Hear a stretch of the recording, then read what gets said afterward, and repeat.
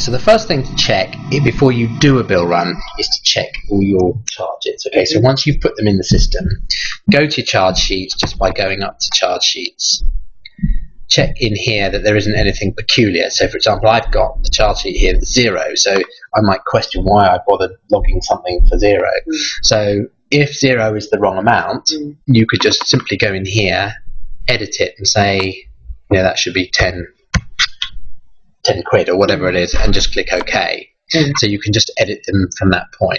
So charge sheets are relatively simple, but I don't think you're going to put a lot of charge sheets in. Right. The key area for you is going to be batch sheets. So we'll go to batch sheets. Now, if we make the changes that we're saying, what will happen is your batch sheet, you'll have multiple batch sheets, because actually you'll have one for photocopying, for couriers, for additional services, for faxing, all those categories that we said.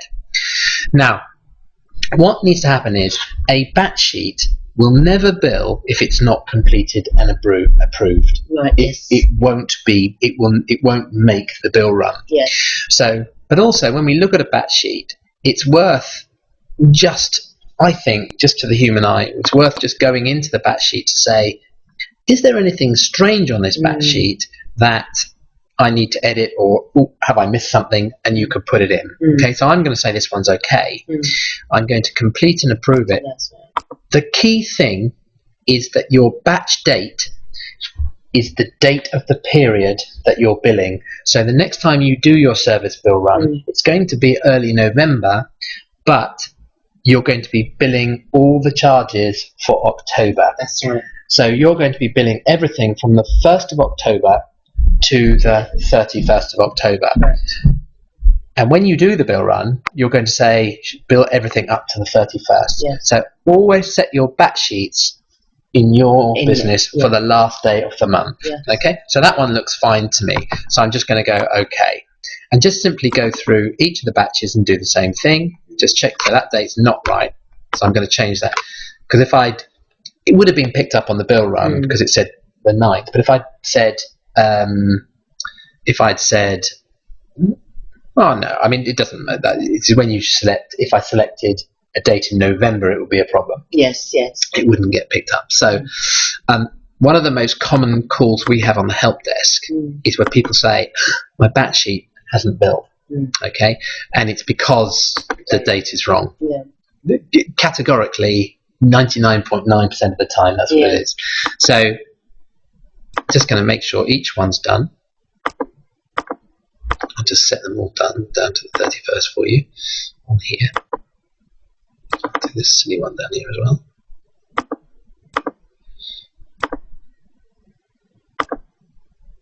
Okay, now the last area that it is worth checking is to go to your meeting rooms. Right. And making sure that you haven't got anything set as provisional. Yes.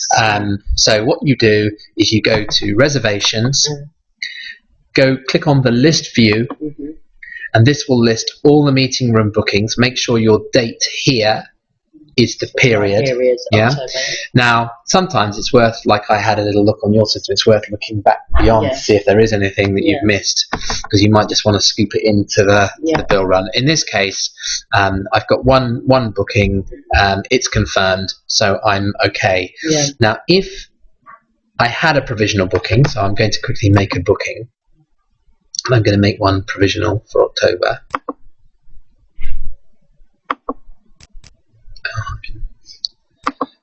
So if I quickly put a booking in here,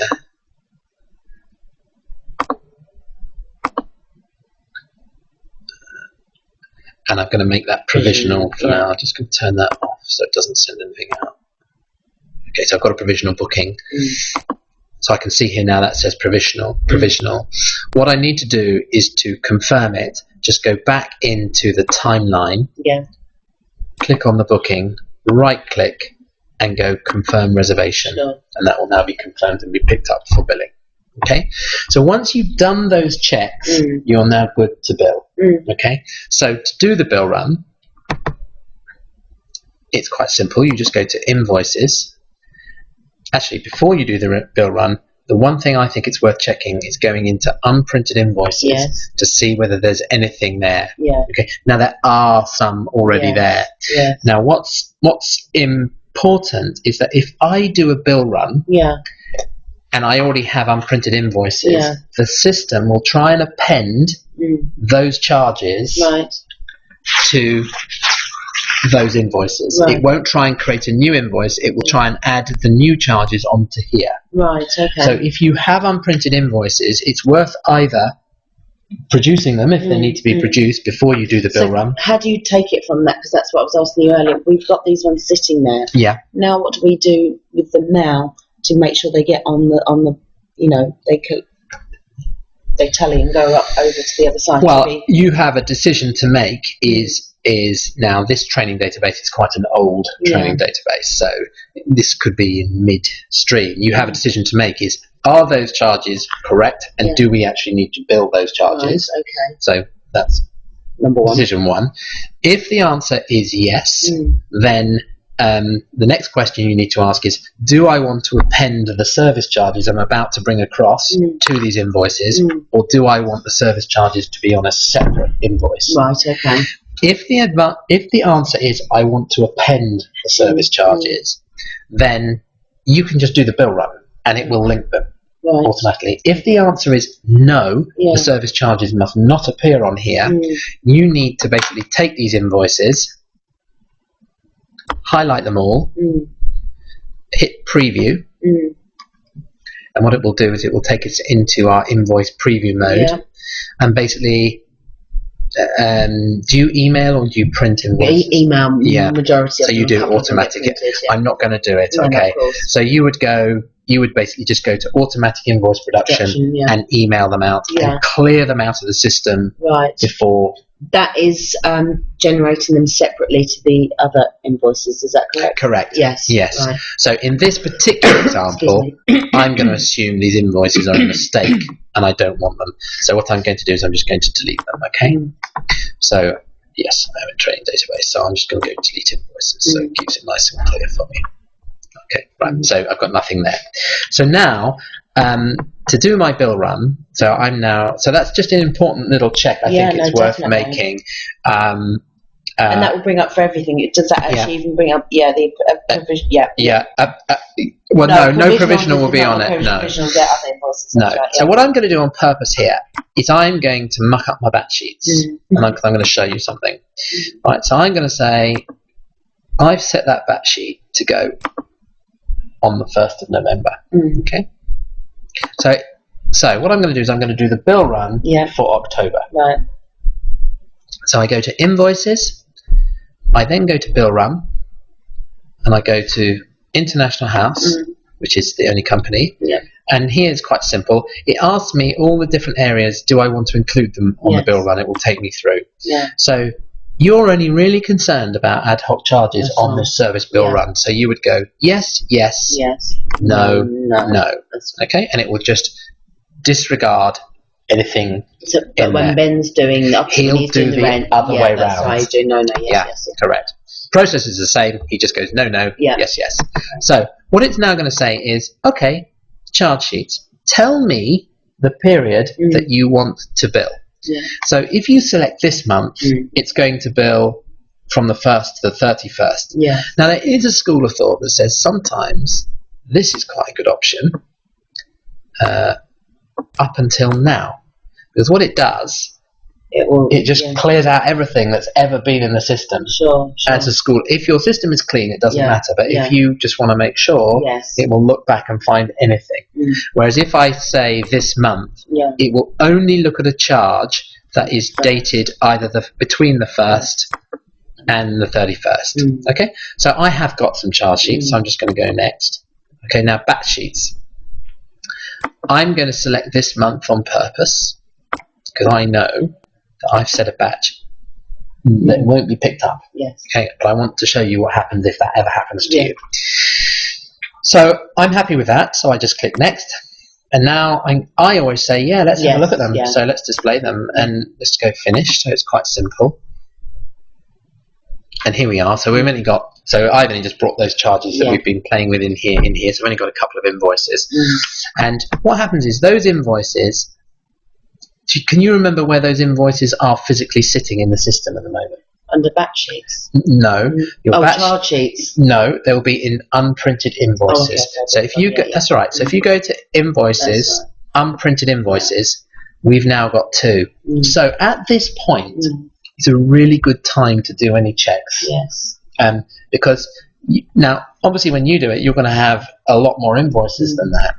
You can either check by going into the unprinted invoice. So, for example, if you thought you wanted to change something on that invoice, you could go in here and you can add manually an item. Yes. Yeah. You could change something, you could take something off, Yes. you could do anything you want to an item, or just delete it if it's wrong. Yes. Yeah. So don't think if you've done your bill run, it's not the end of the world. If things are on unprinted invoices, we can do anything. You can change anything. It's when they go to printed it gets harder. Exactly. Okay. So at this point, you could change, edit anything. Now, what I always recommend is running this report. So if you go to reports, invoice reports, and then I want the unprinted invoice detail report. So because you're going to have 40, 60 invoices down there, so it's difficult to go through every one. If you run this report, it actually gives you a summary of what's on every single invoice. So you can print that off. And you can, if you really want, you can sit here and go, yeah, that looks about right, that's right, and you would have a list of every client with what it is actually going to bill, and exactly what for, and what descriptions you put on here. So you know where we were putting in that reference there, that's that description ordered by Bob that we put in there. Okay, so at this point, it depends how you want to check things, and how much you trust yourself. You could go back and go into batch sheets. So if you went back into batch sheets, you know that what you should see here is you shouldn't see any batch sheets. So I'm immediately going, oh, I haven't billed those. Now if I go back into charge sheets, hold on, what are they showing? Just going to refresh actually. Just trying to think why then still showing.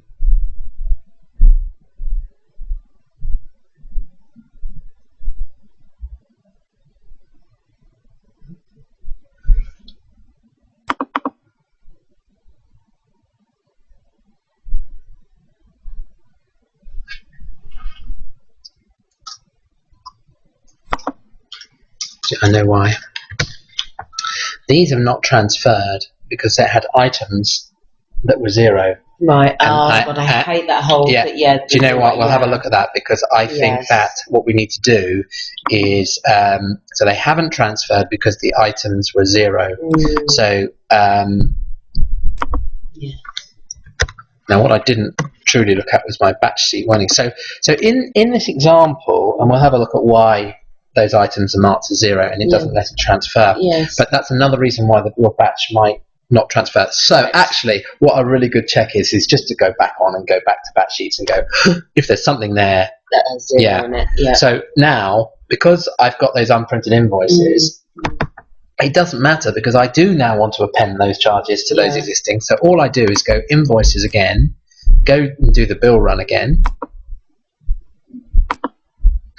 and go yes, no. And in fact, in the interest of time, I'm just going to say no. So I'm just going to go straight to the batch sheet.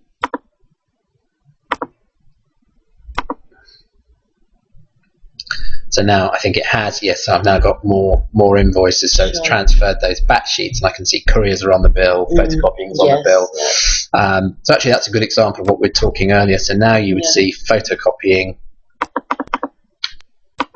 as a header with the photocopying stuff on there. So can you remember where those invoices are? Unprinted. Perfect. So in unprinted, so they're there. Now go back to batch sheets again. I still got one, but that's the one I'm deliberately set. Right. So I know I've set that wrong. So again, don't panic. Especially if they're in unprinted. All I need to do is go back and just go 31st. Click OK. Redo that bill run. And again, I'll just do the batch sheet. Yeah. And go next. And then what we'll find, if I go back to batch sheets again, I've now got everything across. So the fact that I've got everything in unprinted invoices means everything is under control. I can just keep looking at the system, and then when I am absolutely convinced it's all gone across, now I can actually think about producing my invoices. Yeah, because that's the problem I had last month. It was like, my gosh, why isn't it? Because I think when I sent it all across, it was only doing like the venue meeting rooms. It hadn't added the printing. And it was because the whole 0 thing. Yeah, you're right, because I can go back. I can go back to the meeting rooms now, and I can see. So if I go back at my list view in October, and actually they've both been invoiced, so they've all come across. Now, once you're in unprinted invoices, once you're happy that you want to produce them, there's a couple of things you can do. Now, if you, I suppose. Do you do anything like set a due date on your invoices? No. You don't. Okay. Okay. Well, I ignore it. So what you can do, obviously, is you can just select them all, preview them, and here, once you're ready, you can remember to go and set your invoice date. Now, obviously. It sounds like your invoice date for services should always be the last day of the previous month. Correct. So if this was really the end of October, I would be going in here and dating this the 31st. And by changing that date, it will apply that to all the invoices. Okay.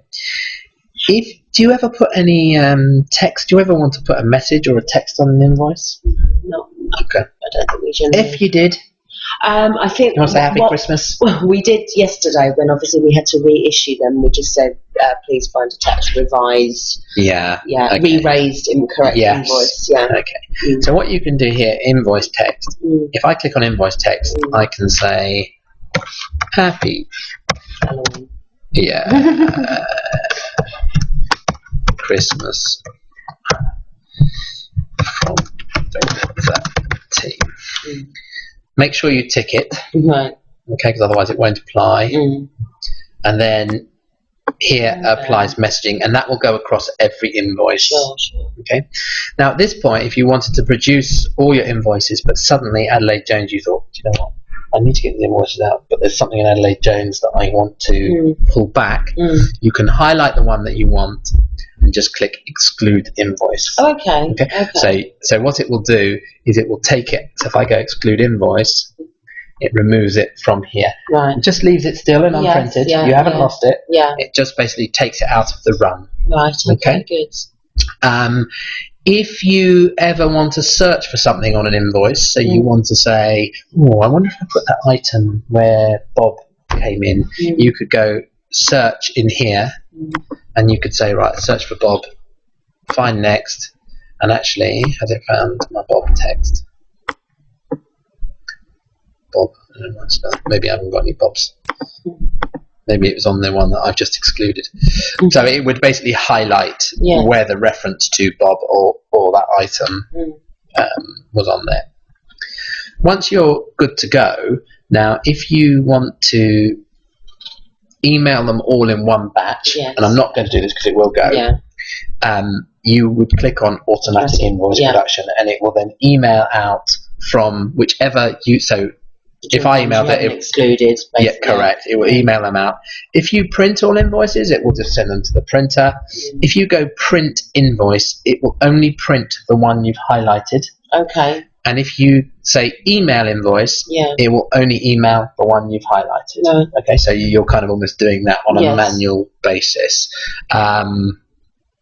And once you have printed those invoices, where would they go? Once you've printed them, where in the system would they go? If I went and printed them all off, where would they go?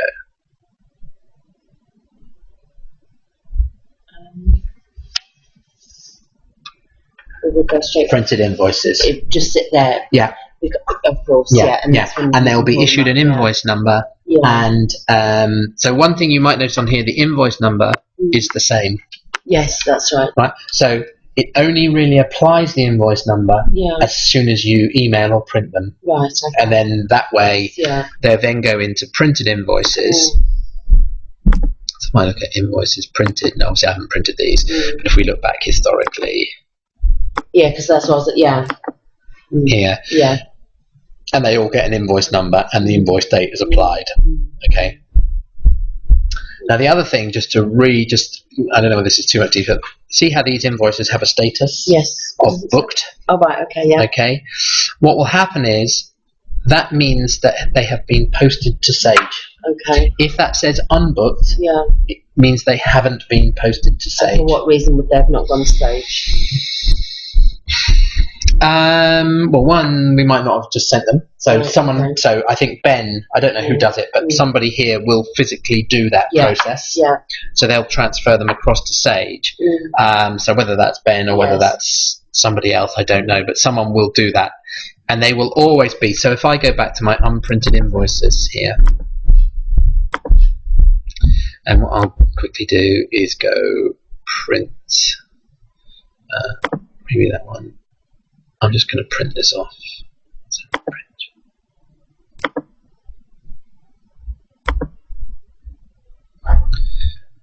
so if I go,